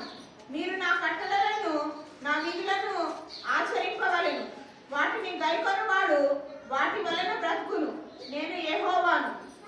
మాటలలో మనము ఏం గమనిస్తా ఉన్నామంటే తండ్రి అయిన దేవుడు మన ముందు ఇంకో ఆజ్ఞను పెడతా ఉన్నాడు. ఆజ్ఞ ఏంటిది అంటే నేను తప్ప మరి ఒక దేవుడు లేనేలేడు. గడిచిన దినాల్లో నేను మెమోరియల్ సర్వీసెస్ కి బాగా అటెండ్ అవుతా ఉన్నా. చనిపోయిన వారు వాళ్ళందరి దగ్గరికి వెళ్తున్నప్పుడు ఒక్కొక్కరిది ఒక్కొక్క ఆచార పద్ధతి. మన చుట్టాలు ఊరిలో ఉంటారు, ఆంధ్రాలో ఉంటారు, మిగతా ప్రాంతాల్లో ఉంటారు, మన సిటీలో ఉంటాం. చనిపోయిన వారిని ఇక్కడే మనము భూస్థాపితం చేయాలని అనుకుంటాం. వస్తారు, ఊరిలో పద్ధతులు కొని చెప్తారు. సిటీలో ఉన్న మనకు పెద్దగా తెలియనప్పటికీ ఏదో చూసిన వాటిని గుర్తున్నంత వరకు ఏవో మనము మన ఆచారాలను చెప్తా ఉంటాం. ఈ చనిపోయినప్పుడు నేను వెళ్ళిన సమయంలో గమనించింది ఏంటి అంటే ఎవరికి ఏ పద్ధతి కూడా సరిగ్గా తెలియదు, ఎంతవరకు కూడా గుర్తే ఉండదు. ఎందుకంటే ఒక నలుగురు ఆ రోజు ఏదైనా నలుగురు 4 విధాలైన ఆచారాలు చెప్తున్నట్లయితే వారిని నెక్స్ట్ డే ఇంకొక బరియల్కి తీసుకెళ్ళామనుకోండి, అక్కడ ఇంకో 4 వెరైటీ ఆచారాలు చెప్తారు. చాలా ఇబ్బందికరంగా ఉంటది. పాస్టర్ మాట ఎవరు వినరు. ఆ టైంలో పాస్టర్ చెప్పింది విననే వినరు. వాళ్ళకే తెలుసు. అయితే నేను ఆ దినము రీసెంట్ గానే ఒక బరియల్ కార్యక్రమానికి వెళ్ళినప్పుడు అక్కడ మా అత్తతో చెప్తా ఉన్నాను, పాస్టర్లు గట్టిగా ఒక మాట చెప్పాలి, నేను చెప్పినట్టు మీరు చేస్తేనే ఈ ఆత్మ పరలోకానికి వెళ్తుందని చెప్పాలి. విన్నారా? పాస్టర్ ఏదైతే చెప్తాడో ఆ మాట వింటేనే ఈ ఆత్మ పరలోకానికి వెళ్తుంది అనే ఈ ఒక్క ఆచారమే పెట్టాలి. మనం పెట్టినప్పుడే అందరూ సెటరేట్ అవుతారు. లేకుంటే ఈయన కాలు కడగొద్దు అంటాడు, ఇంకొక ఆయన మూర్తి కడగొద్దు అంటాడు, ఇంకొక ఆయన అదే చేయొద్దు అంటాడు, ఇంకొక ఆయన పని చేయాలంటాడు, ఇంకొక ఆయనకి ఏదో ఇష్టం అదే వేయాలంటాడు, ఇంకొక ఆయన వచ్చి కుడి వైపు పెట్టాలంటాడు, ఇంకొక ఆయన వచ్చి ఎడమ వైపు పెట్టాలంటాడు. చచ్చిపోయిన ఆయన మళ్ళీ తిరిగి బతికాడు అనుకో, నన్ను వదిలేయడా బాబు అంటాడేమో అనిపిస్తుంది. ఈ మెమోరియల్ సర్వీస్కి వెళ్తుంటే చచ్చిపోయిన ఆయన మళ్ళీ తిరిగి బతికితే ఒకవేళ నన్ను వదిలేయడా స్వామి అన్నట్టు ఆచారాలు మనం ఎలా పాటిస్తా ఉన్నామంటే కొన్నిసార్లు కుటుంబాన్ని కూడా కృంగిపోయిన వారిని కూడా ఇంకా బాధ పెట్టి ఆచారాలను మనము చేస్తా ఉన్నాం. రక్షింపబడిన మనము మన తండ్రి అయిన దేవుడు మన నుంచి ఏం కోరుకుంటున్నాడు? ఈ ప్రజలకు ఏం చెప్తున్నాడు? ఇశ్రాయేలు ప్రజలకు మీరు అక్కడ నుంచి ఐగుప్తులోనికి వచ్చినప్పుడు ఆచారాలు పాటించొద్దు, అక్కడ నుంచి కానానులోనికి వెళ్ళినప్పుడు ఆచారాలు పాటించొద్దు. నేను మీకు ఏదైతే ఆజ్ఞలను నేను ఇస్తా ఉన్నానో వాటిని మటుకే మీరు పాటించాలి. దాంట్లో చాలా ప్రథమమైనది ఏంటిది? నేను తప్ప మరి ఒక దేవుడు మీకు లేడు. మా ఊర్లో ఎలా చేస్తారండి? ఇక్కడ ఏంటండి ఇలా చేస్తున్నారు? మా ఊర్లో అలా చేస్తారండి, ఇక్కడేంటి ఇలా చేస్తున్నారు? పెళ్లిళ్ళు కూడా, పెళ్లిళ్ళు చావుల్లో మనం చాలా మటుకు మన ఆచారాలను ముందుకు పెడతా ఉంటాం, మన భక్తిని పక్కన పెడతాం. పాస్టర్ గారు వచ్చి ప్రార్థనలు చేశాడంటే మూసుకొని కూర్చోవాల్సిందే. ఇలా చేసుకోవాలనుకుంటే అలా, ఏం మూసుకోవాలనుకుంటే అది, ఏం వేయాలంటే అది వేసుకొని ఇవ్వాలి. పాస్టర్ ఒకవేళ అలా చేయలేకపోతే మెమోరియల్ సర్వీస్ కి పిలవరు. మళ్ళీ ఇంకోసారి ఆయనతో ఎందుకు బాబు ఏవో చెప్తా ఉంటాడు, మనకు నచ్చినవి చేసుకొనియాడు అని పాస్టర్ని పక్కన పెట్టి మనం వేరే పాస్టర్ని తెచ్చుకొని రోజుల్లో మనం ఉంటా ఉన్నాం. కావున మనమందరము గుర్తుంచుకోవాల్సిన విషయం ఏంటంటే, మీరు ఎక్కడైనా మెమోరియల్ సర్వీస్ కి వెళ్ళినా కానీ, మీ చుట్టాల్లో బంధువుల్లో కానీ వెళ్ళినప్పటికీ మీరేం చెప్పాలంటే ఆచారాలన్నింటినీ పక్కన పెట్టండి. పాస్టర్ గారు ఏం చెప్తే అదే చేయనివ్వండి. అప్పుడే ఈ ఆత్మ పరలోకానికి చేరుతుందని మీరందరూ చెప్పండి. లేకుంటే మనము ఈ ఆచార లోకంలో నుంచి బయటకి ఇంకా రాలేము. ఎందుకంటే మనం ఎంత భక్తిలోనికి వచ్చినప్పటికీ, పెళ్లిళ్ళు చావులు ఇలాంటివి వచ్చినప్పటికీ వచ్చి రాగానే తూర్పు దిక్కును కూర్చోబెట్టాలి, ఎడమ దిక్కును కూర్చోబెట్టాలి. ఇవన్నీ మనము పెట్టుకున్నవి, దేవుడు పెట్టినవి కానే కాదు. కావున మనము వీటన్నిటిని విడిచిపెట్టాలి. తండ్రి అయిన దేవుడిని మనం ఆరాధిస్తా ఉన్నాం. కుమారుడైన యేసుక్రీస్తు వారిపైన మనము విశ్వాసమును నిరీక్షణను ఉంచి ఉన్నాం. పరిశుద్ధాత్మను మనలో ఉండి అద్భుత కార్యాలు మన పట్ల చేయాలని ఆశిస్తా ఉన్నాడు. కావున ఇట్లాంటి అక్కర్లేనివి, ఇట్లాంటి అనవసరమైన వాటిపైన మనము ఎక్కువగా దృష్టి పెట్టి ఆలోచన పెట్టి మనము చేసినప్పుడు అవన్నీ వ్యర్థముగా ఉంటాయి. అది దేవుని దృష్టిలో ఎంతో పనికిరానటువంటి వాటిగా ఆ ఆచారాలన్నీ ఉన్నాయి. కావున మనమందరము దేవుని పైన ఆధారపడి మన కార్యక్రమాలన్నింటినీ ముందుకు కొనసాగించాలని మీకు తెలియజేస్తా ఉన్నాను. 4వ వచనాన్ని ఒకసారి చదివితే, మీరు నా విధులను గైకొనవలెను, నా కట్టడలను బట్టి నడుచుకొనుటకు వాటిని ఆచరింపవలెను. మీ దేవుడు నాకు నేనే యెహోవాను. మీరు నా కట్టడలను నా విధులను ఆచరింపవలెను. వాటిని గైకొనువాడు వాటి వలన బ్రతుకును. నీవు నేను ఈ దినములో బ్రతికి ఉన్నాం. ఒకానొక దినాన ఖచ్చితంగా మనం అందరం చనిపోవాల్సిన వారమే. అయితే ఇక్కడ తండ్రి అయిన దేవుడు కూడా తెలియజేసిన మాట ఏంటి అంటే, చనిపోయిన తర్వాత తిరిగి బ్రతికే వారి గురించి ఇక్కడ ఆయన తెలియజేసినట్లు మనం గమనించాలి.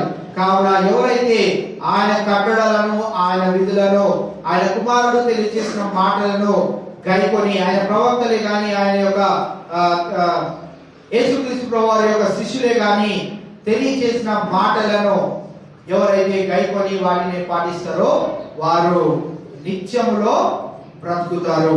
కావున నేనే యెహోవాను అనే మాటను మనకి జ్ఞాపకం చేస్తా ఉన్నాడు. కావున 2 ప్రాముఖ్యమైన విషయాలు ఇది మనం నేర్చుకున్నాం. ఏంటిది? మొట్టమొదటిగా మనము ఇతరులను ప్రేమించాలి. ఇతరులను ప్రేమించినప్పుడు మనల్ని మనం తగ్గించుకుంటాం. మనము వారికి సహాయం చేయడానికి మన హృదయం కూడా సిద్ధంగా ఉంటుంది. రెండోది, ఆచారాలన్నింటినీ పక్కన పెట్టాలి. 365 రోజులు మంచివే, అది దేవుడు మన కొరకే సిద్ధపరిచి ఉన్నాడు.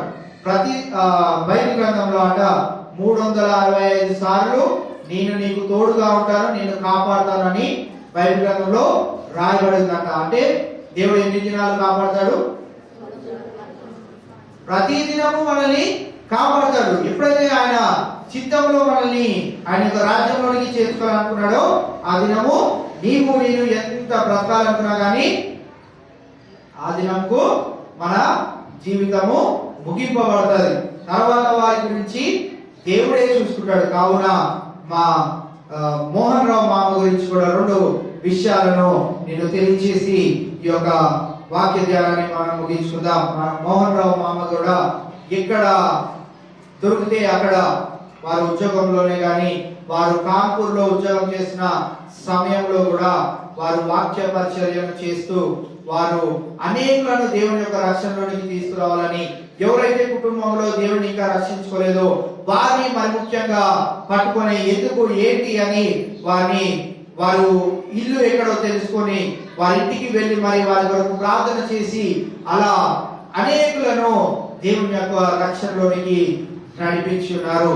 అటువంటి వారు ఖచ్చితంగా పరదేశిలో పరలోకంలో వారు ఖచ్చితంగా స్థానము పొందుకుంటారు.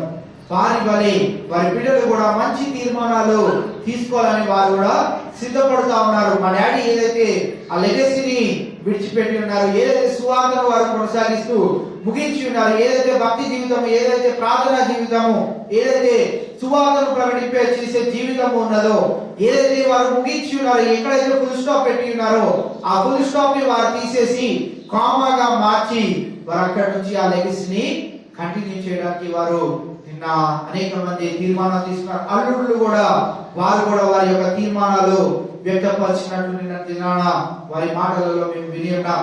కావున మనమందరం కూడా మన పితరులు దేవుని యొక్క బాటలో వెళ్ళినప్పుడు, మనకు కూడా బాటలో నడుస్తున్నప్పుడు వారు సువార్త ప్రకటిస్తూ అనేకులను రక్షిస్తున్న వేళ వారు మంచి రివార్డ్స్ ని వారు పరలోక రాజ్యంలో పొందుకుంటారు. నా సంగతి ఏంటి? కావున మనం కూడా పరుగులు పెడదాం, సువార్తను ప్రకటింప చేద్దాం. యేసుక్రీస్తు ప్రభువారు తన చేతిలో కూడా ఏమీ లేదు అని ఆయన అక్కడ తల్లికి చెప్పాడు, సలోమికి చెప్పి ఉన్నాడు. కావున తండ్రి అయిన దేవుడు చెప్పిన మాటలను ముందు కొనసాగిద్దాం.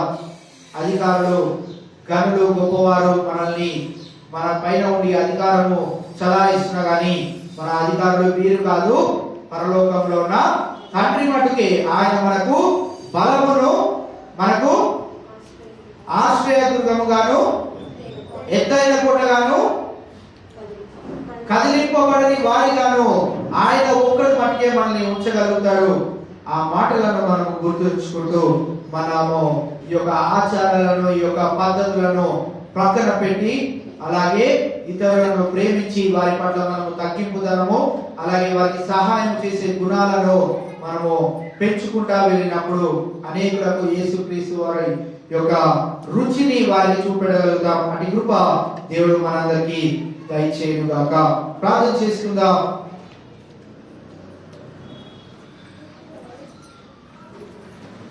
మమ్మల్ని ఆత్మీయులుగా ప్రేమించిన మా పరలోకపు తండ్రి యేసు రాజా, నీ ఘనమైన, శ్రేష్టమైన, ఉన్నతమైన నామమునకై వందనాలు, స్తోత్రం తండ్రి. ఇంతవరకు నీ యొక్క సన్నిధిని మాకు తోడుగా ఉంచి ఉదయ కాలం నుంచి మధ్యాహ్న సమయం వరకు ప్రభువా మాకు మీరు బలమును ఇచ్చి, శక్తిని ఇచ్చి, నీ సన్నిధిలో ఉండే సంతోషము, ఆనందము, నీ వాక్యంలో ఉన్నటువంటి శక్తిని మేమందరము సంపాదించుకోవడానికి మాకు ఇచ్చిన యొక్క గొప్ప అవకాశాన్ని, తరుణాన్ని బట్టి మీకే వందనాలు, స్తోత్రం ప్రభువా. మరి నీ యొక్క సన్నిధికి సమయానికి రావాలని, సమయానికి వచ్చిన బిడ్డలను బట్టి నీకే వందనాలు, స్తోత్రం తండ్రి. ప్రతి ఒక్కరూ నీ యొక్క సన్నిధానంలోనికి వారి యొక్క హృదయాలను కుమ్మరింప చేయడానికి ప్రభువా, వారు రావడానికి ప్రభువా, వారికి ఇచ్చిన సహాయాన్ని బట్టి, వారికి ఉంటున్న యొక్క పరిస్థితులన్నింటినీ తొలగింపజేసి ఈ యొక్క సన్నిధికి పరుగులు పెట్టి వారు రావడానికి వారిని మీరు గురుకొట్టిన రీతిని బట్టి మీకే లెక్కలేనటువంటి వందనాలు, స్తోత్రం ప్రభువా. పాటల ద్వారా మీరు మహిమ పొందుకొని ఉన్నారు, మీకే వందనాలు, స్తోత్రం తండ్రి. ఆ బిడ్డలకు కూడా కావాల్సిన రక్షణను మీరు త్వరలో దయచేయమని ప్రార్థన చేస్తున్నాం. నీవే నిజమైన దేవుడవని వారి కుటుంబంలోనూ, వారి స్నేహితుల మధ్యను, సంఘంలోనూ వారు తెలియచేయడానికి వారిని కూడా మీరు గొప్ప సాధనములుగా వాడుకుంటున్నందుకే మీకే వందనాలు, స్తోత్రం తండ్రి. కీర్తన భాగంలో నుంచి దావీదు భక్తుడు ఎట్టి రీతిగా అయితే నీ పైన ఆధారపడి ఎన్ని ఒడిదుడుకులు వచ్చినప్పటికీ, శత్రు భయాలు ఎన్ని వచ్చినప్పటికీ నీవు దావీదు జీవితంలో ఎట్టి రీతిగా ఉన్నావో మాకు ఇదేమో దావీదు కీర్తనలో నుంచి మేము తెలుసుకోవడానికి, తద్వారా మా స్తుతుల్లో ఆ మాటలను ఎత్తిపెట్టి మేము నీకు స్తుతి యాగము చేయడానికి మా నోరులను విప్పినందుకే మీకే లెక్కలేనటువంటి వందనాలు స్తోత్రం ప్రభువా. కానుకలను దశ భాగాలను విత్తిన ప్రతి ఒక్క హస్తాన్ని మీరు దీవించండి, ఆశీర్వదించండి. వారు అనేకులకు సహాయం చేసేవారిగా, సంఘమునకు సహాయకరముగా వారు ఉండడానికి మీ యొక్క ప్రేమను ప్రభువా, వారు అనేకులకు రుచి చూపెట్టే బిడ్డలుగా ఉండడానికి మీ యొక్క సహాయం దయచేయమని ప్రార్థన చేస్తున్నాం. ఇంతవరకు ప్రభువా నీ యొక్క సన్నిధిని మా అందరికి తోడుగా ఉంచి, మరి ముఖ్యంగా నా ద్వారా ప్రభువా ఈ దినము నువ్వు పలికించిన ప్రతి ఒక్క మాటను బట్టి మీకే వందనాలు స్తోత్రం ప్రభువా. మేము ఇతరులను ప్రేమించి మమ్మల్ని మేము తగ్గించుకొని ఇతరులకు సహాయపడే రీతిగా ప్రభువా మా జీవితాలను మార్చుకోవడానికి మీ యొక్క సహాయంలో దయచేయమని ప్రార్థన చేస్తున్నాం. అటు రీతిగా నీ బిడ్డలు ఒకవేళ ఉన్నట్లయితే ప్రభువా నువ్వు వారిని బట్టి ఎంతగానో సంతోషిస్తున్నావని ఈ దినము మీ యొక్క మాటల్లో నుంచి వారు తెలుసుకోవడానికి నువ్వు ఇచ్చిన సహాయాన్ని బట్టి మీకే వందనాలు స్తోత్రం ప్రభువా. ఎవరైతే అనారోగ్యంతో ఉన్నారో వారిని ముట్టండి, లేవనెత్తండి, సంపూర్ణమైన ఆరోగ్యాన్ని మీరు ప్రసాదించమని ప్రార్థన చేస్తున్నాం దేవా. బిడ్డలు మరి ఫిబ్రవరి మొదటి దినాల నుంచి ప్రభు మరి వారి స్కూల్స్ రీఓపెన్ అవుతుండగా వారికి మీరు రక్షణ అనే కవచమును ధరింపజేసి ప్రభు వారిని మీ యొక్క భద్రతలో వారిని సంరక్షించుకోండి. మరి ముఖ్యంగా తల్లిదండ్రులు ప్రభు వారిని పెంచే రీతిలో ప్రభు, పెంచే విధానంలో ప్రభు వారు సరి అయిన రీతిలో వారిని పెంచి ప్రభు ఈ యొక్క రాజ్యంలో స్థానం సంపాదించుకునే వారిగా వారందరినీ ఉంచడానికి మీ యొక్క సహాయంలో దయచేయమని ప్రార్థన చేస్తున్నాం. మరి ముఖ్యంగా దైవజనులు రెవరెండ్ డాక్టర్ నోవా గారిని ఒక ప్రత్యేక రీతిగా మీరు దర్శించండి. ఇంకా ఉన్న కొద్దిపాటి అస్వస్థతను మొత్తంని తీసివేసి ప్రభువా బిడ్డకు కావాల్సిన సంపూర్ణమైన ఆరోగ్యాన్ని మీ యొక్క నామములో దయచేయమని ప్రార్థన చేస్తున్నాం.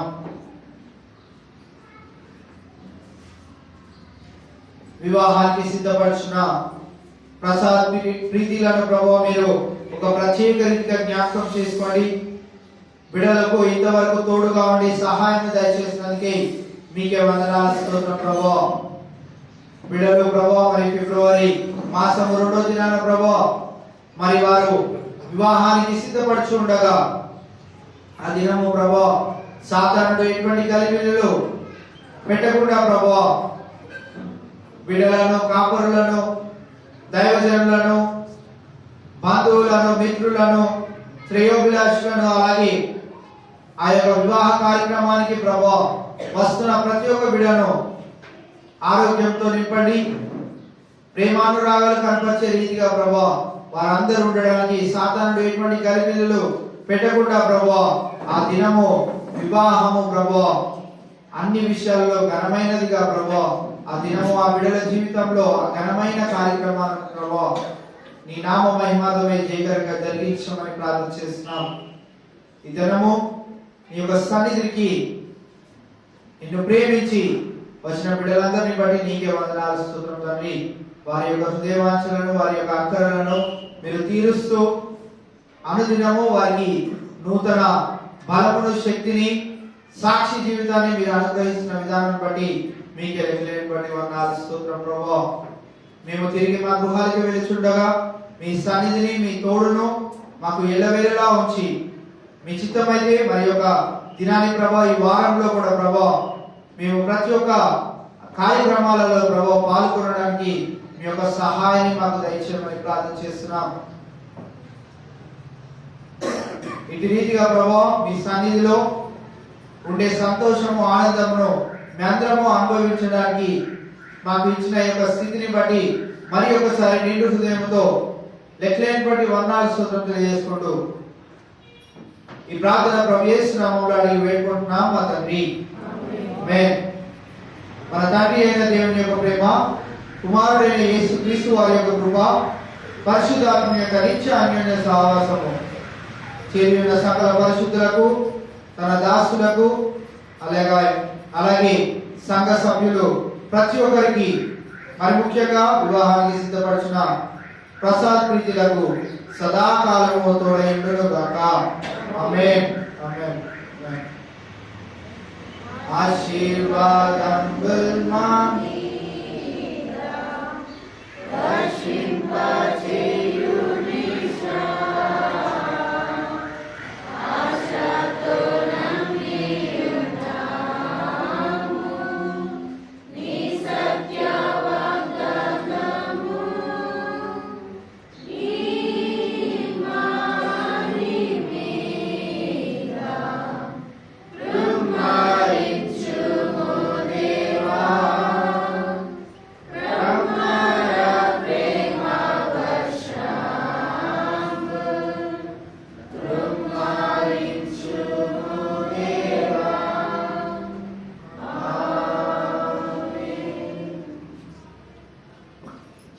దేవుడు మిమ్మల్ని అందరినీ దీవించి ఆశీర్వదించుగాక.